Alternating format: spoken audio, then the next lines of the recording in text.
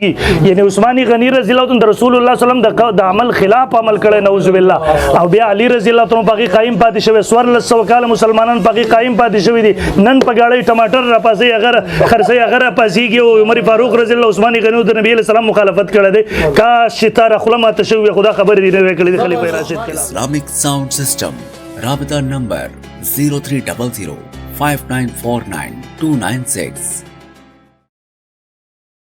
अगर जवाब खबरी कहीं सम नहीं अगर हम मर्ज करेंगे तो शिकायत خوش طبيعي مسره بخير खुश जल्दी हाजिर के مثلا نا تعال من جزء من دول ديوالي يا ابي خبرك كيف لك قبلك الحمد لله وكفى وسلام على عباده الذين اصطفى اما بعد مولوی صاحب د ټولو اول دعوه بار بار تاوی را تویدار مولوی صاحب جواب دعوه دا خطبہ جمعہ کے دوران تحیت المسجد ادا کی جا سکتی ہے ٹھیک شو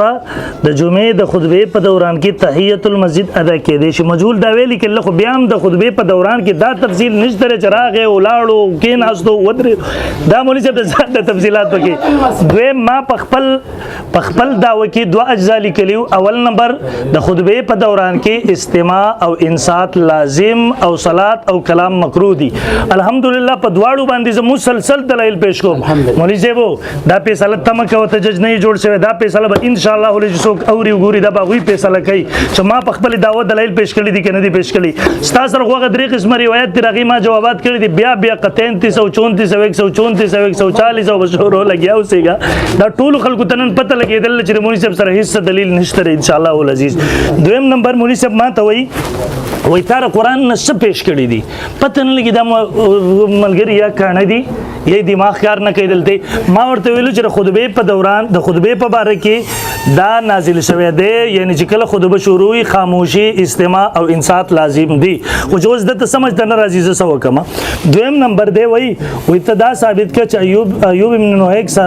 د صورت چې دی سه قو فلا مولوی صاحب اول نمبر خو به تاجر هم مبهم کړی دا ما چې کوم ستا حواله پیش کړی وا هغه ما چې څنګه پیش تا پاګی ته روستا زبیر علی زید خبرې نه انکار وکړ چې دا ویلی د په مقابله کې ما هغه ندی پیش کړو چې تا کتاب تلاش نه دی ورولې ما د کتاب نه حواله پیش لچ په دې الفاظ سره دا جره مبهم دا جره مفسر نه دا ته پاګی کې به خپل طرف نه تفصيلات کې هغه ته پوهې زبیر علی زید سے پوهې قبر کې پروت ته ورسي دریم نمبر او ما مخ کې قران پیش کو بخاری مسلم ترمذی صحیح روایت میں پیش لاله تایید د پاره کې یو روایت ما پیش کو باقي یو ضعیف راویم راغی چلو هغه صحت ته نقصان نه رسیږي سلورم نمبر دی وای وستاسو جمعات کې پښتو کې چلیږي مونږ چې زمون خطبه الحمدلله پاره کې وي ته په واعظ او نصيحت او خطبه کې فرق نشي کولای عوامو د پاره واعظ او نصيحت پښتو کې شروع وي هغه کمی خطبه چې مسنون خطبه دي د قرون ثلاثه ام په دغه عربی ژبه کې را روان دي ابن تیمیه رحم الله ټولو ام دغه وضاحت کړی دی چې تاسو نوې بدعت ایجاد کړی دی پښتو اردو په کې وای هغه تاسو پوه شئ تاسو خدای پوه شئ پنځم نمبر دی وای د سحر دوه رکعتونه ازړې اعتراضات بیا را نقل کول ما ویلیو چې دا آیات نازل شوه دی د خطبه په دوران کې چې کله خطبه شروع وي یو سړی هغه مقتدی جوړ شوه دی هغه ته وي خاموش انصات لازم دی دویم نمبر نزلت په صلات یو سړی مقتدی جوړ شوه دی هغه ته ال حکم متوجه کیږي تر دې وخت پورې خدای مقتدی جوړ شوه نه دی نو حکم ورته څنګه راځي کې بیا بل مولوی صاحب دا غینه مخ کې وای د دوه خطبو په دوران کې جلوسو نو مولوی صاحب د روایت باندې خپل طرف نه اضافه مکوا روایت ما خود رسول الله صلی الله علیه وسلم ناسو په دغه کې کدا وی چې دوه خطبو دوران کې وای خله پیشه کې بسم الله وک نه پکې بیا پر روایت باندې دروغ موایا مخکې مولوی صاحب بیا وای د نبی علی سلام اتباع د ټول خبرې چې څومره واړه ولې اول نمبر خبره ده چې د خلیفہ راشد اتباع په موږ لازم نه دی اعلان کې علیکم بسنتی و سنت الخلفاء الراشدین المهدیین دویم نمبر چې کله د یو صورت د رسول الله صلی الله علیه وسلم د بل چا قول د نبی د قول سره ټکراویږي یعنی عثماني غنی رضی الله عنه رسول الله صلی الله علیه وسلم د عمل خلاف عمل کړي نعوذ بالله او بیا علی رضی الله عنه باقي قائم پاتې شوی سور لسو کال مسلمانان باقي قائم پاتې شوی دي نن په گاړی ټماټر را پاسي اگر خرسي اگر پاسيږي او عمر فاروق رضی الله عثماني غنی د نبی صلی الله مخالفت کړي دي کا شتار خلما تشوی خدا خبر دی نه کړي خلیفہ راشد خلاف دویم دا مخالفت د کم طرف راغی نبی علیہ الصلوۃ والسلام یو خطبه کول علیکم بسنتی عمل کو دویم نمبر و سنت الخلفاء الراشدین المهدیین دویم خطبه شو دویم اذان شروع شو اوس دا غي دا مخالف خلاف د کم طرف پښو یار علیکم بسنتی اولنې اذان زموږ جمعتونو کې کیږي وسنت الخلفاء الراشدین المهدیین دویم اذان زموږ پاکي کې هغه کیږي الحمدلله غیر مقلد علیکم بسنتی دی منو خدای الله رسول الله وسنت الخلفاء الراشدین المهدیین دین منو ولې د شیو ملګریو دې شي ګرته تیار نه الله دې موږ دغه سي عمل نه وساتي دغه سي مذهب نه وساتي چې صحابه خصوصا د خلفای راشدینو په دشمنی باندې مبني وي دا هم نمبر د بیا وي ستا ټول روایت بس خبر دا سره د ستا ټول ان شاء الله دا چې سو کوي هغه به فیصله کوي لسم نمبر به د جابر رضی روایت پیش کو ما د جابر رضی د روایت د سلیک رضی الله تعالی د ابو سعید خدری د روایت تفصیل کړه دی مولوی صاحب بار بار ما پیش کو راغي جوابات شوی دي ازي ثواب بدرته ملاويږي نور صداو به ثابتيږي 11 نمبر قبل ان تجي بار بار د الفاظ تا دوه رکعات کړي دي مخکې دینه چې ستاسو راتلونه نو دراتلونه مخکې تحیت المسجد خو سړی جمعه تراشي په لازم شي کنه نو چې جمعه تراغه ورته قبل ان تجي ته چې راتلې دینه مخکې ته سنت کړي دي نو پته نه لګي تحیت المسجد دا پیجری کنه پیجری ولا ز پته نه لګي دماغ کار نه کړي دی 12 نمبر تعرض د پر فلا شرف مولوی صاحب د خپل اصول مطابق قران پیش کړي حدیث پیش کړه د امتی تقلید دیو کو مشرک شو خپل قول مطابق یو دویم نمبر وای چې دواړه طرف ته صحیح وي یو طرف ته صحیح بل طرف ته زوی د دې تعرض نه راځي نو قران سره د سیس تعرض راولي دغه نه سقوي کېدې شي بخاری مسلم ترمذی میں مسلسل پیش کو موطا میں پیش کو راغی بل سے صحیح کېدې شي خو چې ته نه منې مناسب نه باندې کېلې بهانه هزار بهرن ما مولوی صاحب 44 دلایل پیش کړو 43 دلایل 44 نمبر دلیل دی رضما سره طحاوی شریف د دې جلد نمبر 1 صفحه 227 روایت دے د عقبہ ابن عامر رضی اللہ عنہ قال الصلاة والامام علی المنبر معصیت منز په دې حال کې چې امام په منبر باندې خطبه شروع کړی دا معصیت دے گناہ د مولوی صاحب د دین نور سری سغواړي الله بندګانو معصیت کې امت مبتلا کوي 45 نمبر تو حوی جلد 1 نمبر 227 قال الشعبی امام شعبی رحمه الله فرمای ارایت الحسن حين یجي ایت حسن دلته کله چې غرازي وقت خرج الامام او امام حال دا چې امام راوتی فیصلی هغه مونږ کې عمن اخذ ازول دی چا نه غستری لقد رايت شريحا په تحقیق سره ما شریح لیدل قاضي شریح مشهور قاضي القضات اذا جاء وقد خرج الامام المصلي کله چې امام راغلی نو هغه به مونږ نه کوي خاموش کړي کم چې په ټول علاقه کې دلیل او قاضي شریح هغه قاضي شریح عمل په دلیل کې پیش کړي دغه رنګه د زما سره ابن ابي شيبه جلد نمبر 4 صفحه نمبر 107